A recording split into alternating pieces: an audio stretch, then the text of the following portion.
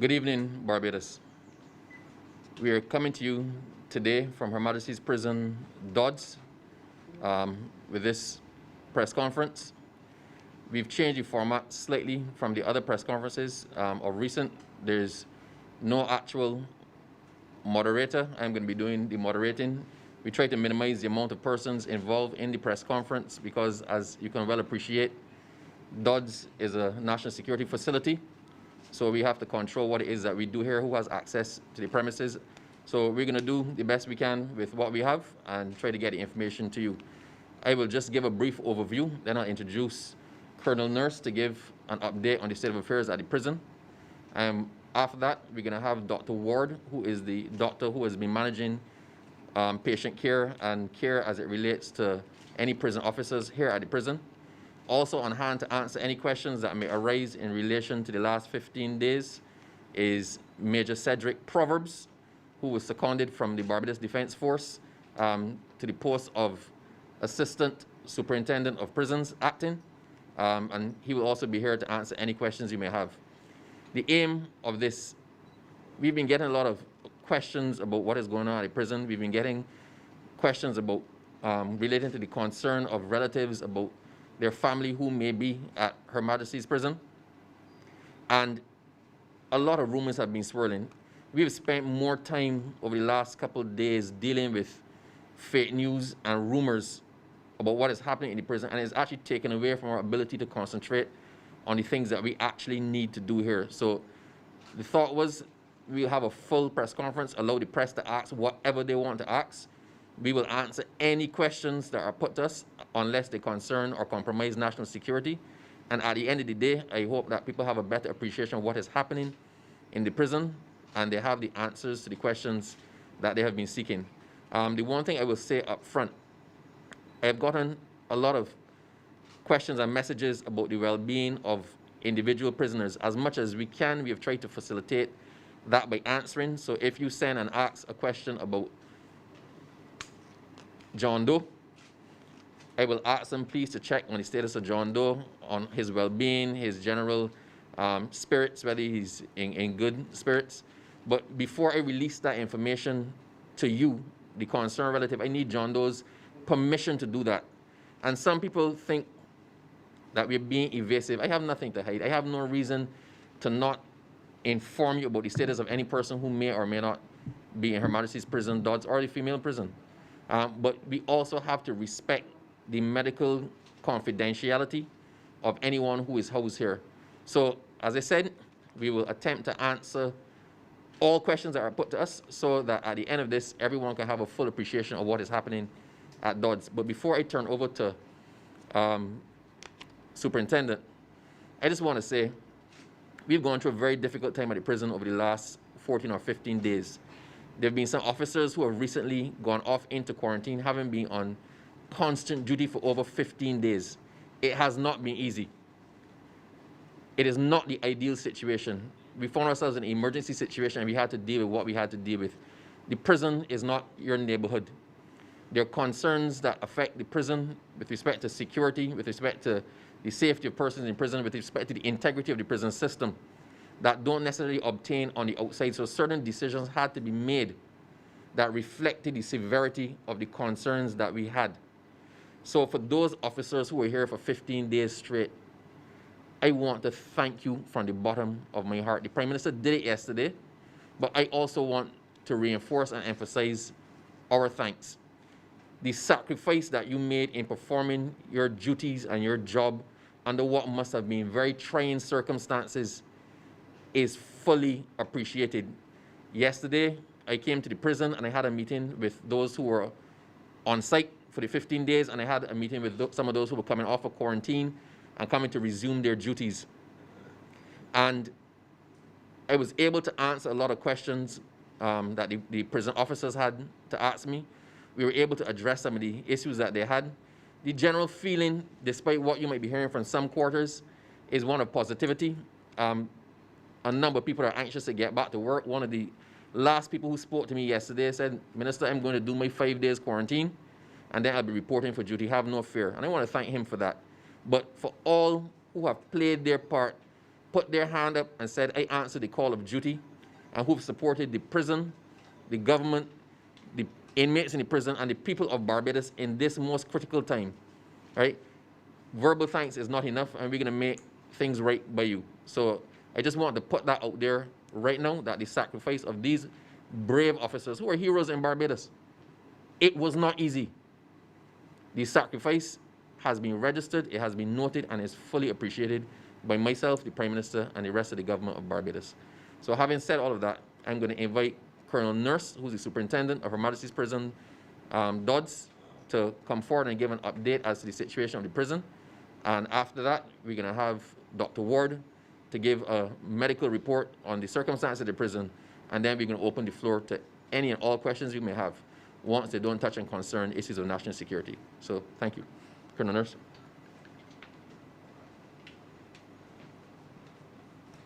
Thank you very much, Minister, and I'm very happy to be able to report on the affairs at the prisons. As you're aware, we have been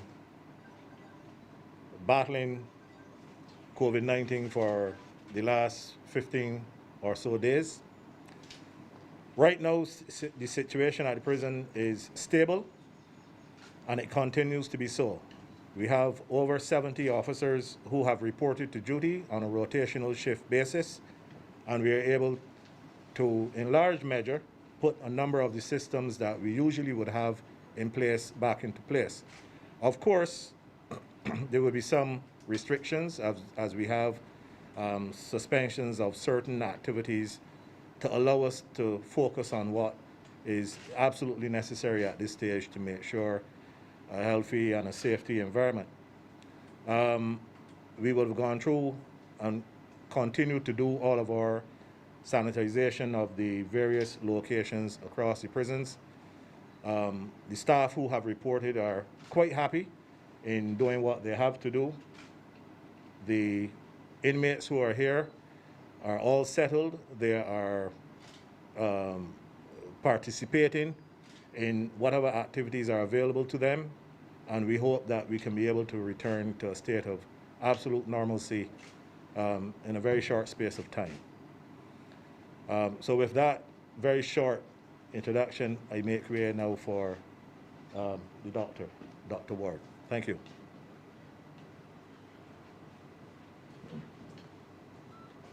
Hi, good afternoon. As mentioned, my name is Carl Ward. I'm a doctor with the Ministry of Health. And just a little bit of a clarification, I am here more as a public health liaison. So the actual management of ill inmates and so on is being handled by staff from the Queen Elizabeth Hospital in the prison's medical facility. Our current numbers would be 240 inmates, okay, and that is all male inmates. And the numbers of staff would be 72 staff members who have tested positive for COVID. I think it's important for us to explain that those numbers are not static and that people are being discharged. It would have been mentioned that several of the prison officers and staff would have been discharged from Blackman Gollop a few days ago, and I'm still collecting the numbers to find out how many more of the positive staff are going to be discharged soon. And as far as the inmate population, again, while you might see a number of 240, you have to bear in mind that their time of quarantine, their time of isolation, not quarantine within the prison, for many of them is now over. So some 76 inmates would have completed their 14 days of quarantine yesterday, and there are another 34 pending today. So when you get in this number of total positives, you have to remember that not all of those people still have COVID. Not all of those people are still in isolation. The prisoners have not been, the inmates have not been doing badly. The medical facility that has been set up that's been upgraded, has 18 regular beds and 2 critical care beds with space for expansion. There's another part of the medical facility that's still there for people who are ill, who do not have COVID, or who we don't suspect of having COVID. Thus far, 3 individuals have been treated in the facility, 2 inmates and 1 officer. One of the inmates was known to be COVID positive, and the other 2, at the time they were treated, their second result, because remember we would have done 2 rounds of testing on the staff and the inmates, their second result wasn't available at the time, but they were treated as if they were positive for safety reasons. At present, there's no one being treated within that facility, so therefore I can let the public know that the inmates are stable as well, right? I think it's also important to let people understand that as we may still expect some positive cases to pop up among staff and inmates, that this is behind the crest of the wave. The wave has crested, the wave has moved on. Because of some of the delays and challenges that we've had in the country with so many tests going on in such a short space of time, what that means is that the results you're getting back now are results that were backlogged. Okay?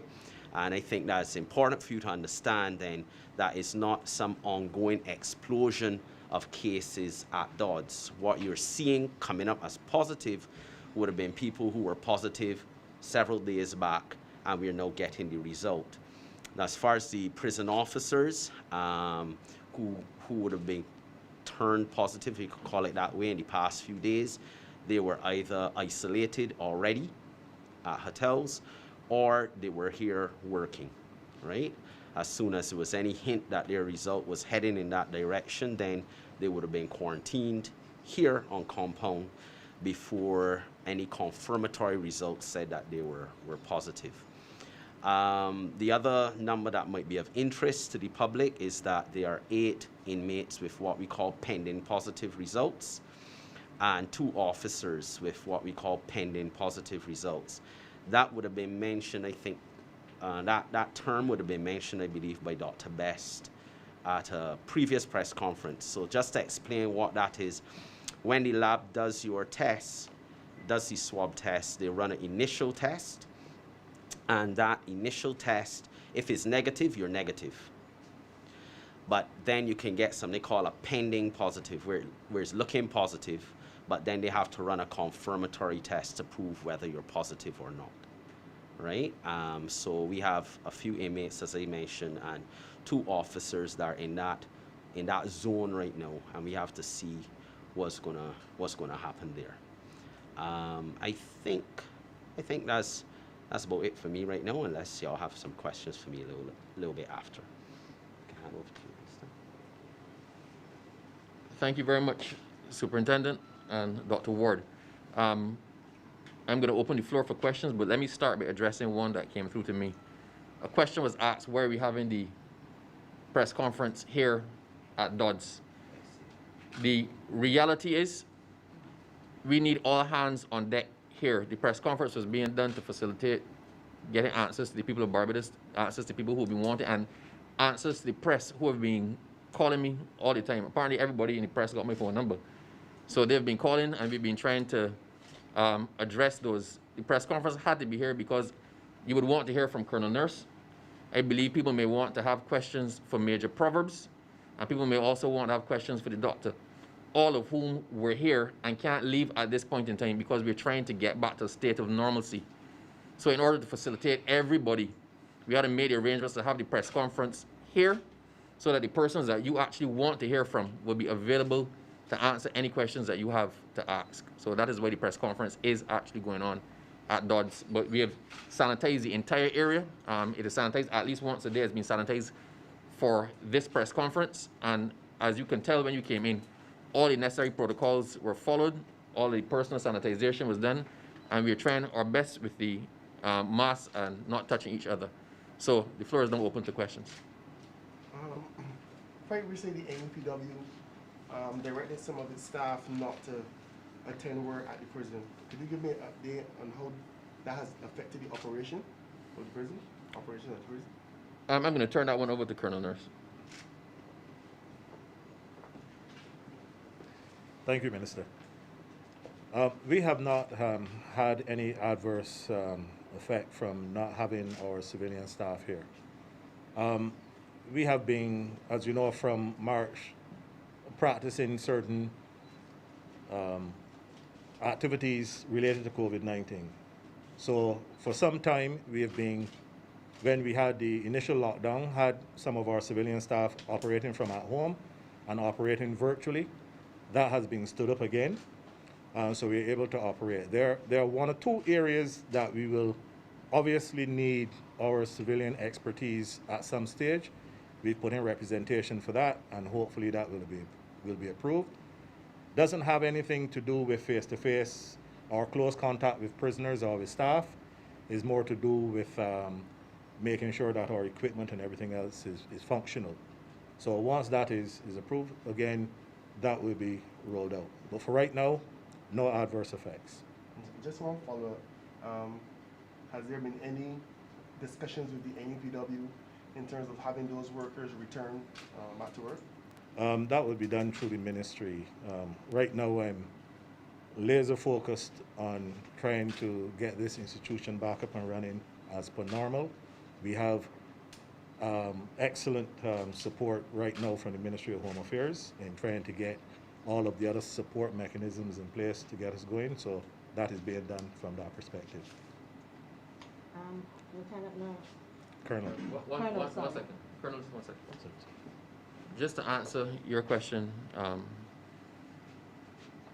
I've spoken to Mr. McDowell, and what we have agreed is that nobody has to come on the compound who is not essential for the compound to operate. So, for example, HR or payroll that can do those remotely, those would happen remotely. But there are some civilians who have to work in the control room. They have to be physically present in the control room. For those who perform that essential service, they'll be expected to come in. But anybody else that can perform their function off-site will be allowed to do so and accommodated in doing so. I believe that Mr. McDowell at the moment is comfortable with that representation, but we will work with the staff, we will work with their representatives, we will work with their council to get the best arrangement that can meet their needs, but also still secure the safety and integrity of the prison.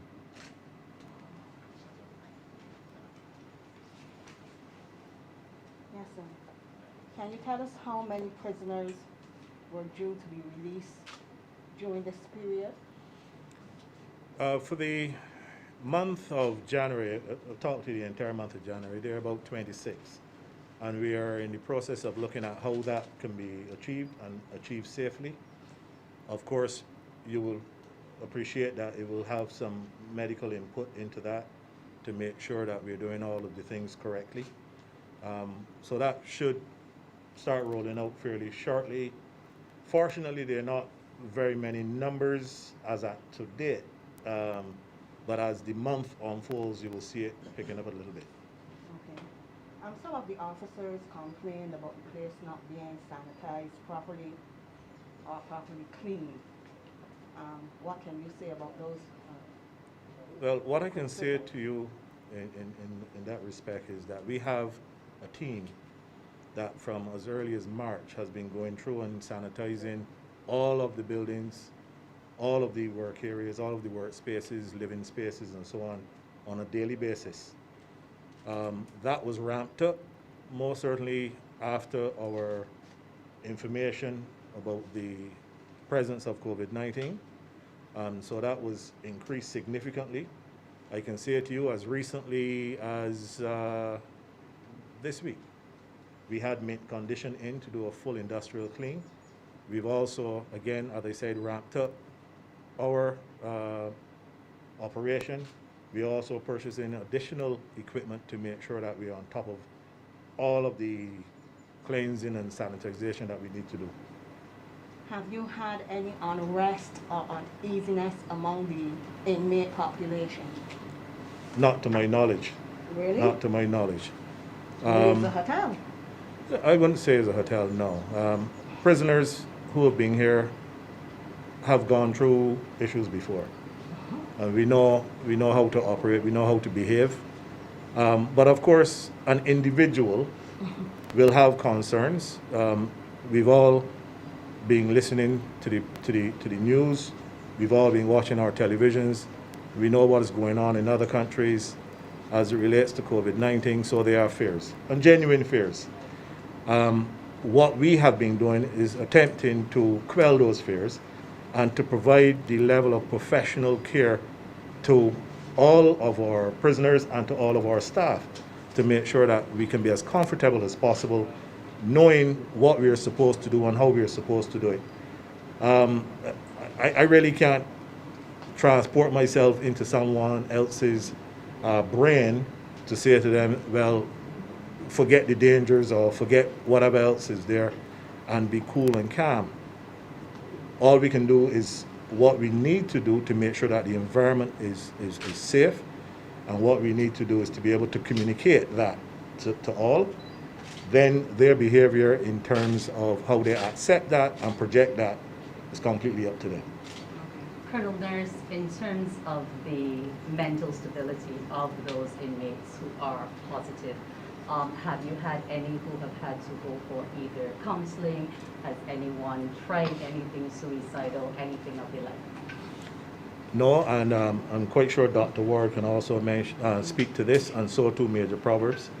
We've been able to tap into the resources of both the Defense Force and also to the Ministry of Health and Wellness to have those professionals come in and deal with those areas. But as far as I'm aware, we've not had any need for crisis interventions just yet.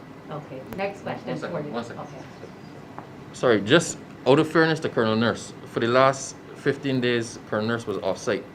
So the person who had operational control at that point in time was Major Proverbs, who probably in a better position to answer some of the questions that were just asked. But I just want to address one thing that was asked. And this one keeps coming up. It's come up from some lawyers, it's come up from other people, it's come up from the media. We do not want to keep a person in prison a day or a second longer than they have to be here. If you have served your sentence and you've done your time, it is our priority to try to get you out so that you can reunite with your family. We were under a period of no one in, no one out. That was ordered by the chief medical officer. In some sense, that has been lifted slightly. So we are putting arrangements in place to separate those who are due for release on a rolling 28-day period.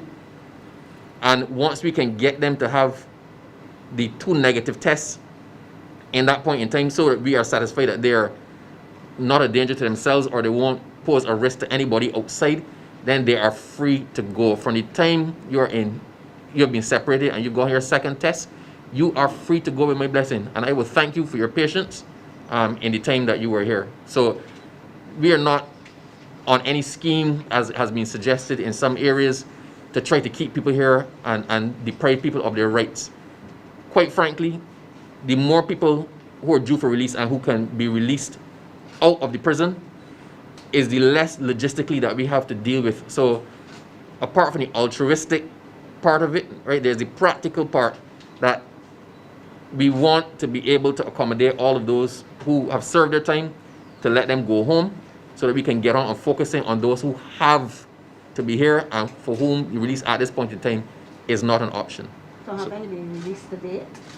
No, no one has been released to date, but believe me, we are fast tracking it as quickly as possible to try to get persons out and home. Good evening, Barbados. Good evening, press. Your questions, please. Well, he said you might have been in a better position. I was asking about the mental stability and any attempts. Okay, so during the initial phases of this operation, the prison was placed under lockdown for two reasons. One, from a health emergency mitigation perspective, and then the other from a security perspective. So let me just address the question that was asked earlier by your colleague as it relates to any type of what we might call aggro within the prison setting. So far, that has been under control simply because the methods that have been tried and proven within the prison system seem to have worked very well in terms of controlling that type of behavior. And what has actually happened is that we have introduced persons from the BDF, Barbados Defense Force, into the prison setting because of a shortage of manpower that was available because of those who were placed into quarantine. They have learned quickly, but have also been able to arrest some of the threat that may be resulted from the type of conditions that the prisoners were operating under. Further to that, I believe that the prisoners themselves understand the danger. And on arriving here, one of the first things that was told to me by the medical staff here at the prison is that the prisoners seem to get it. And that was without a shadow of a doubt. And what I mean by that is that I went into the prison itself, took a bold step to go into the prison itself to see what was going on. And being there, the prisoners were masked. Who was not masked, when I pointed at them, they quickly donned their masks, and were able to be part of what we have come to do here, to protect the prison. And they were doing it because they want to protect themselves, because they understand that they want to get back to their families, those of them who are due for release, and those who are here, they want to protect themselves. So having gone through what I believe was the H1N1 period, I think that the prison itself was very well prepared for that aspect of it.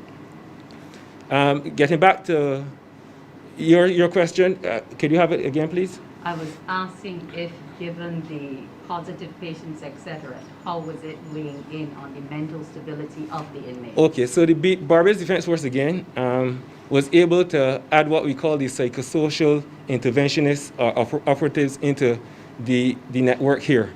And since coming here, we had two, I would say probably, tragic situations where, while we were under lockdown, two of the prisoners, one's sister would have passed and one's grandmother would have passed.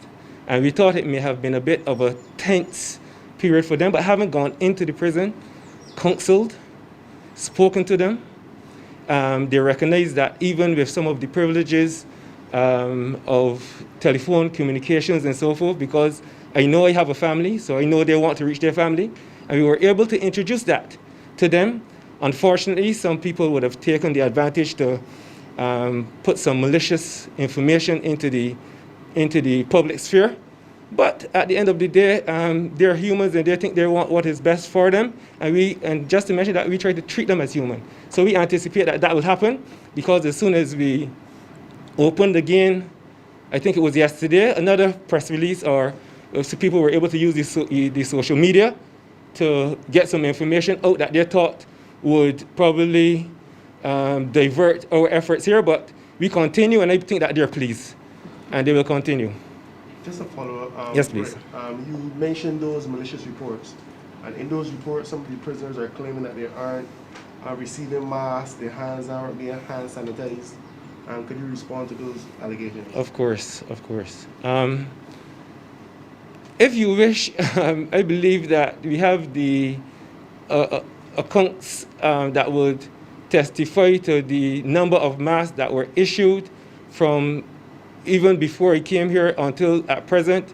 I think we've issued over 2,000 masks to the prisoners during this period, and we only have 700, and at that time when I came, we only had 790. So if we do quick calculations, that more than 2 masks per prisoner was issued. So that is a far, that's strangely the truth. I have a question for the doctor. Yes, please. Thank you very much. Thank you. Yes. Hey, doctor. Hello. You made a reference that essentially the worst has passed at the prison. Yes. Right now we have about 240, just over 200 inmates who have tested positive. Thus far, yes. Right. So in terms of going forward, what numbers are you looking at in terms of an increase? And in terms of stabilizing the whole situation at the prison, give me a time frame for that. Well, okay, so when this started, the plan was to follow the prison's H1N1 plan, which was in place from before. The prison has a pretty large block that is able to take quarantined inmates, right? Which is also where new inmates coming into the system go for a while before they're released into the general prison population.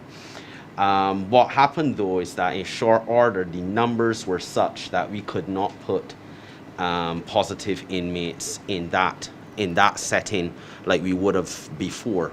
The numbers were more than that could hold. So what we started to do is we started to identify blocks or sections within blocks to work as quarantine or, well, not quarantine, isolation areas. Because if you have a bunch of guys who are all positive, right, unless there's some other issue, so for example, you know, this is prison, so then you have some guys who are on remand and some guys who should be in maximum security. You're not going to mix them. But otherwise, you then put the people who are positive one place and let them stay there. You make certain blocks and certain areas the isolation areas. What has happened though is some of the delays on getting some people's test results made things a little tricky.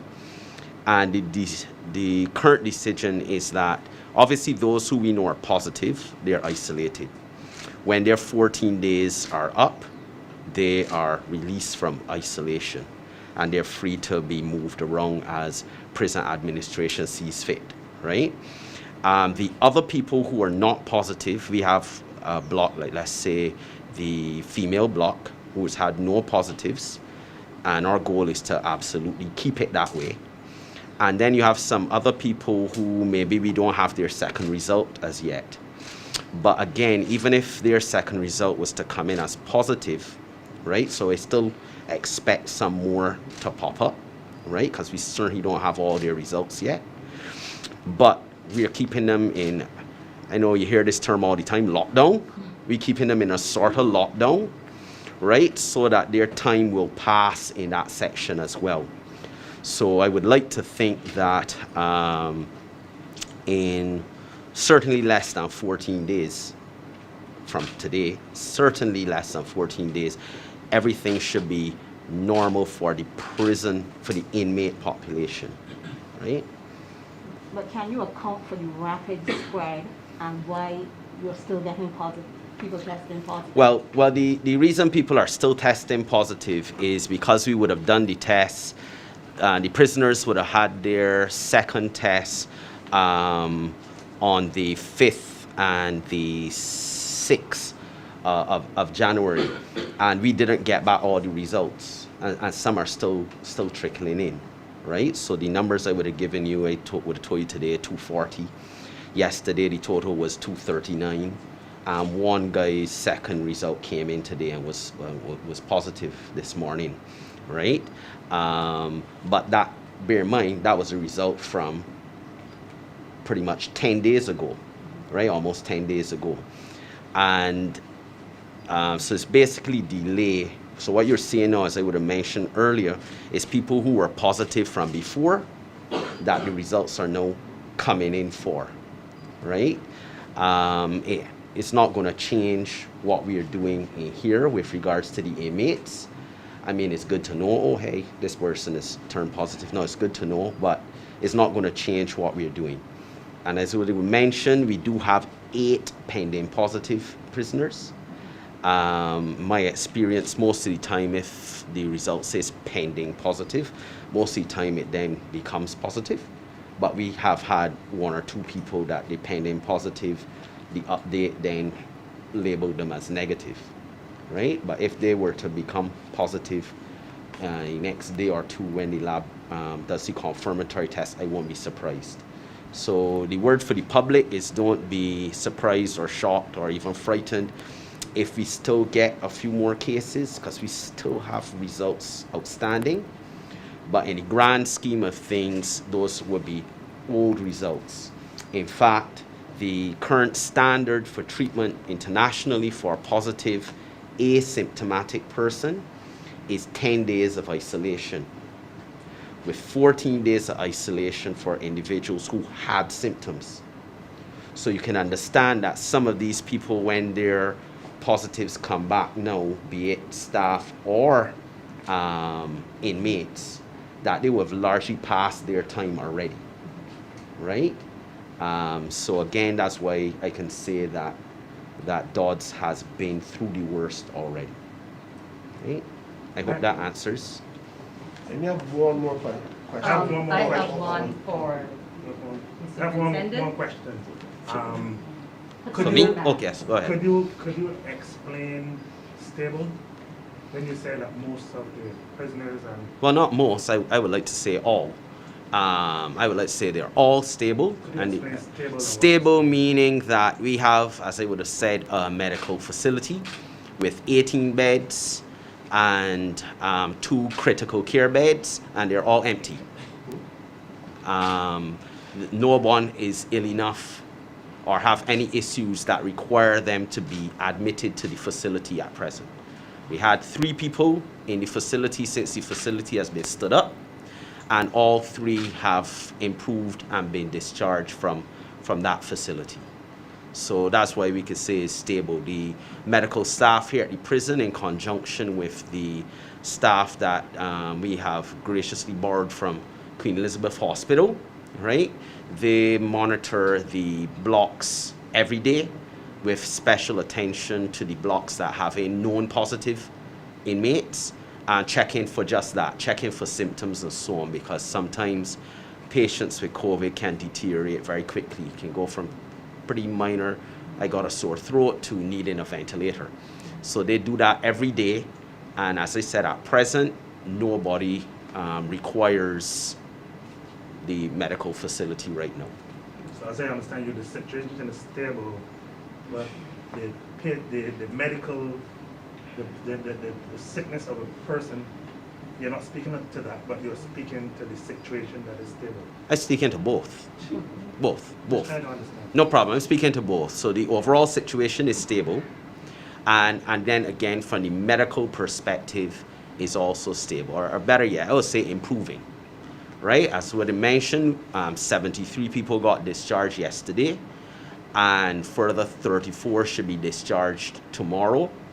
And what that does is that improves the leeway for the guys dealing with logistics, like Major Proverbs and Colonel Nurse, because then you can move those people around. The other thing is that individuals who have been positive, be they staff or inmates, right, at least for a reasonable period of time, would be exactly the sort of people you would want around, because their chance of getting back COVID and spreading it again are minuscule, right?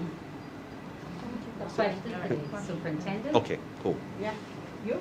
The superintendent. I have a question Good, for the okay. superintendent. Okay, yourself, along with a number of your officers who would have been at the Hilton, are now out of quarantine negative. Have those men as yet been redeployed into the system? The answer to that is yes, those who have reported to duty. As you pointed out, myself included, we were in quarantine because we were tested very early. On the day we were informed that we had this problem, everyone who was on duty was tested, and we went into immediate quarantine. A significant number of us tested negative twice, and were eventually released. And the vast majority of those persons have joined the working parties that we have here at the prison. When you say the vast majority, what has happened to the others? There were duplication or something, or they have underlying conditions that they didn't return? Some of them have not returned. Some have produced sick leave certificates. We have not gone beyond that. If you have produced a sick leave certificate, you have produced a sick leave certificate. But as the minister said earlier, there were some persons who, quite a number of us, 102 I think the number was, who did yeoman service for the first 15 days and did so in a way that was extremely commendable. We now have another 70 who were in quarantine who have come out and likewise are producing a fantastic amount of work. Like sanitizing this week. Sanitizing, caring and treating to the prisoners, making sure that they're properly fed, and so on. You know, and I as superintendent, I feel very proud to be associated with these types of persons.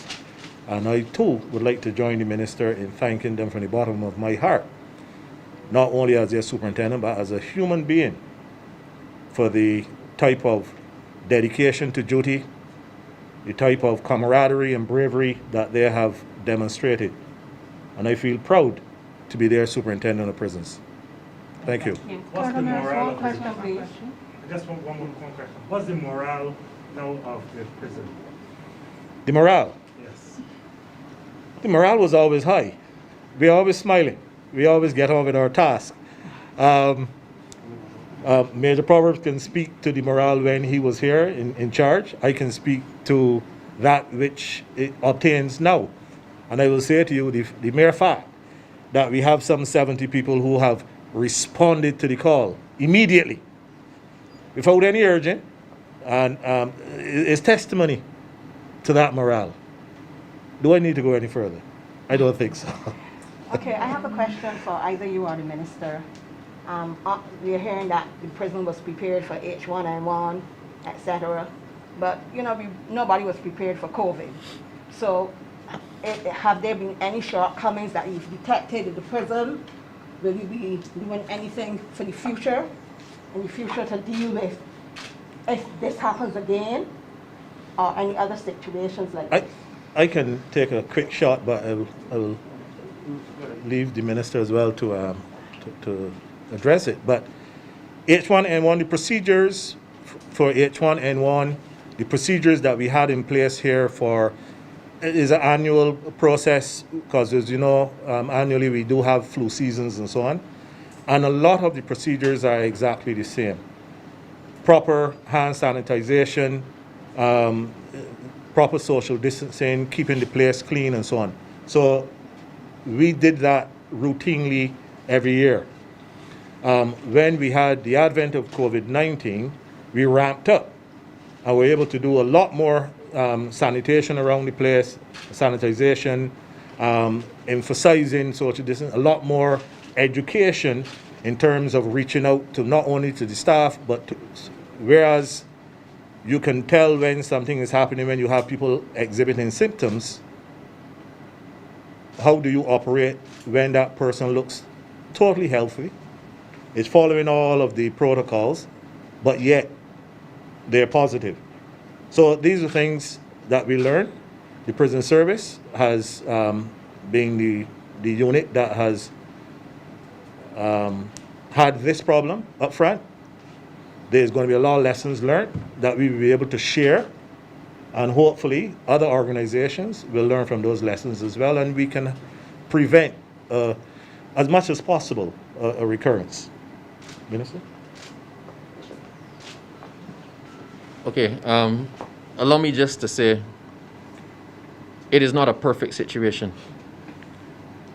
Everyone in the world was not 100% prepared for what unfolded with COVID-19.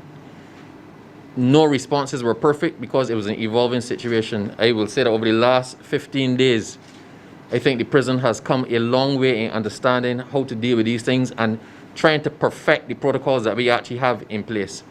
So I am comfortable that those on staff here have been doing as much as they can within the circumstances to make life comfortable for the inmates and to secure the proper running of the prison. I just want to say one thing before we close. Quite often, it is the sensational reports that make it. Quite often, it is the one or two people who have a lot to say that is negative, that overshadow all the good that is being done. There are 790 prisoners in Her Majesty's Prison Dodds. Almost every person has been allowed a phone call home or to communicate with their relatives or their loved ones. We have gotten a lot of feedback from persons calling us to say thank you, from people messaging me to say thank you for letting their son, right, or their boyfriend or their husband contact them. We have tried as much as we could to facilitate every single reasonable request during this period, coming from a prison officer or even coming from the inmates in Her Majesty's prison. And we've had 2 sensational, what I would say, negative reports, right? 2 from 790. I am satisfied that the staff at the prison have been doing their best in what is an exceedingly difficult situation. So are there any further questions before we conclude? Just wanted to know any idea when virtual visits will be able to resume for what you're talking about with the calls and so on? We are trying to resume as many of the normal procedures as quickly as possible because the aim is to make people comfortable. If people are comfortable, then you get less issues in a prison setting. Right now, we do not have the staff capacity, and because of the restrictions on movement, it is difficult to put those sort of things in place at this point in time. All of the non-essential services in the prison have been cut out entirely, right? As the officers who are here have to manage every single thing, and it's difficult to police all of those aspects properly. And I'm not prepared to sacrifice the security of the prison just to accommodate what is not an essential service. What we do, and we will continue to do, is try as much as we can to get the messages out, or if you contact us with a query about somebody in here, then with their permission, we will update you as to their condition. That's the best we can do now, but as soon as possible, we will return to a normal state because that's what all of us want. All right? We have one final question. What is the policy now as it relates to prisoners coming to HMP Dodds, those who commit crimes? I realize that some were sent to St. Anne's Fort recently. I'm trying to find out in terms of how many prisoners St. Anne's Fort can accommodate, and if any will be brought here. I understand that across the board, there's no unnecessary remand. So if you are reading the papers, magistrates are not remanding anybody unless absolutely critical. Some persons were charged with murder, so obviously you can't grant bail for that in that circumstance, so they were accommodated at St. Anne's Fort. I can't honestly tell you how many cells are there, but adequate provision was made to handle the essential cases at St. Anne's Fort. We will try as quickly as we can get the situation here under complete control and have it resolved, and we get clearance from the Chief Medical Officer, then we'll be able to continue our function, taking in people and releasing people on a normal basis. Right now, I'm more concerned with releasing those that have to get out, and I'm glad that the courts are not sending many our direction. So allow me once again to close as I started and thank all of the prison officers whose brave sacrifice. It was difficult for a lot of them, but eventually people settled down and understood that they had a national duty to perform. This is an essential service.